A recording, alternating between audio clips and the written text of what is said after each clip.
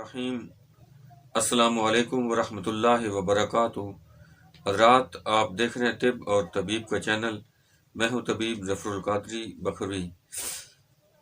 حضرات محترم، آج ہم علاج کے حوالے سے ایک سنت طریقہ بیان کریں گے، کیونکہ اللہ تبارک و تعالی جل شانہ نے ہم سب کو پیدا فرمایا ہے، تو اس کے حوالے سے جو اللہ رب العزت اور اس کے رسول صلی اللہ تعالی علیہ وآلہ وسلم بیان فرمائیں گے، وہی سب سے مستند اور بہترین ہے۔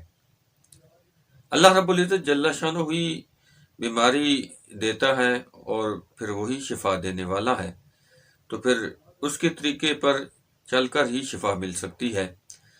تو نبی کریم صلی اللہ تعالی علیہ وآلہ وسلم نے اس بارے میں کیا ارشاد فرمایا، اور ہمارے جسم کے لیے جو علاج حضور صلی اللہ تعالی علیہ وآلہ وسلم تجویز فرماتے ہیں، وہی سب سے بہترین ہے۔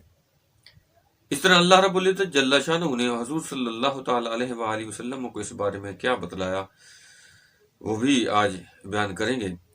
تو اس حوالے سے یہ جو آج میں بیان کرنے لگا ہوں، یہ حجامہ کے بارے میں ہے۔ یہاں ہمارے یہاں جہاں ہمارے دواخانہ پر حجامہ کے ذریعے بھی علاج کیا جاتا ہے، جو ایک سنت طریقہ کار ہے۔ یہ کیا چیز ہے، اس بارے میں اللہ کے نبی صلی اللہ علیہ وسلم نے کیا فرمایا ہے، وہ آج چند اختصار کے ساتھ چیزیں پیش کریں گے۔ جو حضرات ہمارے اس چینل پر نئے ہیں، ان سے گزارش ہے کہ وہ ہمارے اس چینل کو سبسکرائب بھی کریں اور ہماری ویڈیو کو لائک بھی کریں، اس کو شیئر بھی کریں اور بیل آئیکن کو دبا دیں، تاکہ اس قسم کی ہر آنے والی نئی ویڈیو ان تک پہنچ سکے۔ تو حضرات، یہ حجامہ ایک ایسا طریقہ کار ہے جو قدیم ترین طریقہ علاج ہے، اور اس کے ذریعے سے بہت ساری بیماریوں کا علاج کیا جاتا ہے۔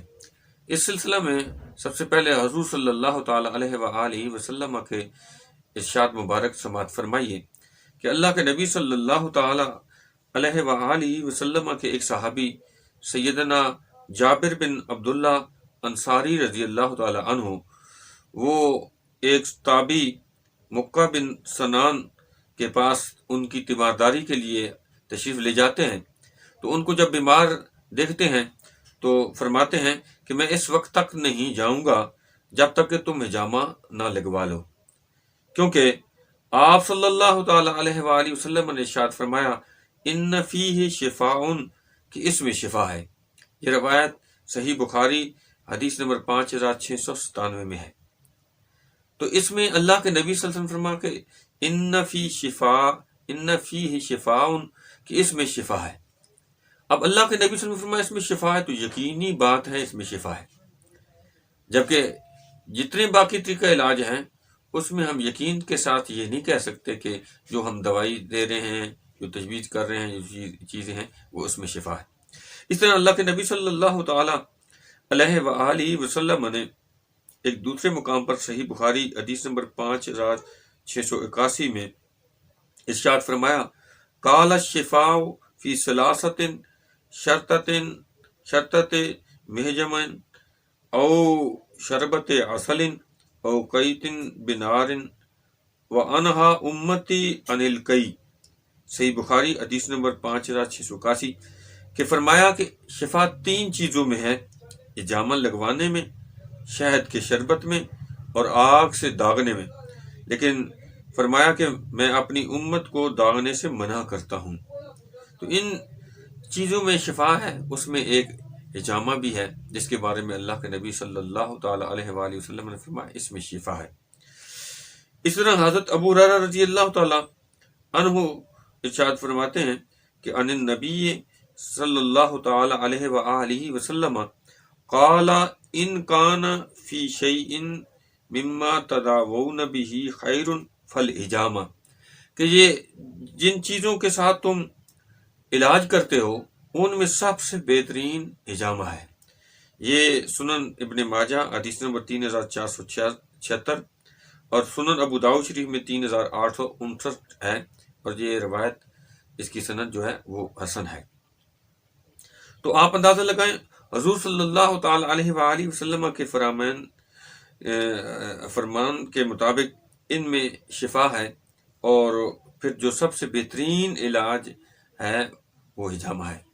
اس طرح اللہ کے نبی صلی اللہ تعالیٰ علیہ وآلہ وسلم سے ایک عبداللہ بن مسعود رضی اللہ تعالیٰ عنہ روایت فرماتے ہیں کہ قال حدث رسول اللہ صلی اللہ تعالیٰ علیہ وآلہ وسلم ان لیلۃ اسری بہ انہ لم یمر علی ملئ من الملائکۃ الا امرہ ان مر امتک بالحجامہ، کہ آپ صلی اللہ تعالیٰ علیہ وآلہ وسلم نے جب شب معراج کے واقعات بیان فرمائے تو یہ بھی بتایا کہ آپ ملائکہ کی جس جماعت کے پاس سے گزرے اس نے اللہ کی طرف سے یہ حکم دیا کہ آپ اپنی امت کو حجامہ لگوانے کا حکم دیں۔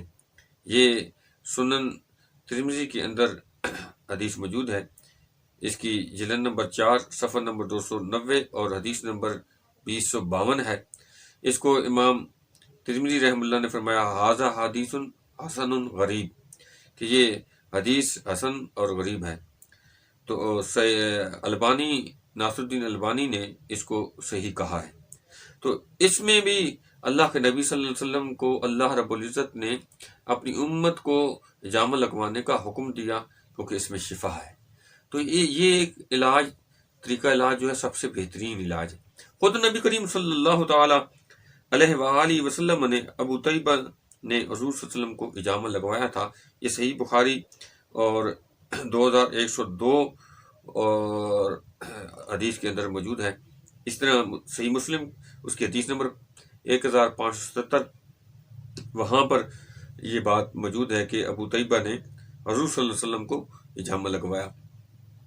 اسی طرح آپ صلی اللہ تعالیٰ علیہ وآلہ وسلم نے جس سے حجامہ لگوایا اس کو اجرت بھی دی، تو یہ بھی صحیح بخاری اس کی حدیث نمبر 2103 میں موجود ہے۔ اس کے علاوہ آپ صلی اللہ تعالیٰ علیہ وآلہ وسلم کا سنن ابو داؤد شریف حدیث نمبر 3861 یہ حسن روایت ہے۔